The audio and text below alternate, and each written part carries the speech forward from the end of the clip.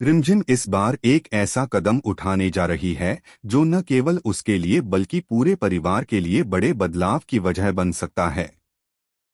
रात का समय है, घर में सन्नाटा पसरा हुआ है और हर कोई अपने अपने कमरों में है। ऐसे में रिमझिम चुपके से घर के अंदर दाखिल होती है, जैसे किसी बेहद जरूरी मिशन पर हो। उसके चेहरे पर डर और हिम्मत दोनों साफ नजर आते हैं।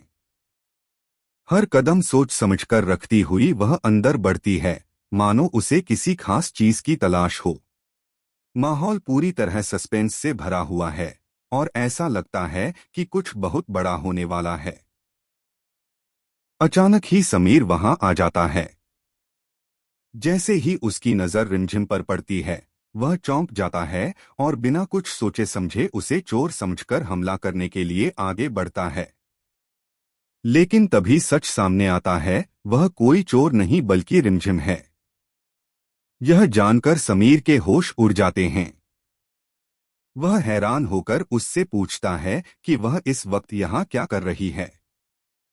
रिमझिम धीरे धीरे उसे बताती है कि वह कुछ तस्वीरें लेने आई थी, जिनसे एक बहुत बड़ा सच सामने लाया जा सके। यह सुनकर समीर भी गहरी सोच में डूब जाता है, क्योंकि मामला अब साधारण नहीं रह गया है। उधर मोहिनी यह सब देख लेती है और पूरी तरह से हैरान रह जाती है। उसे समझ ही नहीं आता कि रिमझिम आखिर क्या करने वाली है और इन तस्वीरों का क्या राज है। उसके मन में कई सवाल उठते हैं। क्या रिमझिम कोई बड़ा खुलासा करने वाली है? क्या वह किसी साजिश का पर्दाफाश करने आई है? लेकिन कहानी यहीं खत्म नहीं होती, बल्कि यहीं से असली ड्रामा शुरू होता है। दूसरी ओर कहानी में एक नया मोड़ आता है, जब रिमझिम और समीर एक साथ डेट पर जाने वाले होते हैं।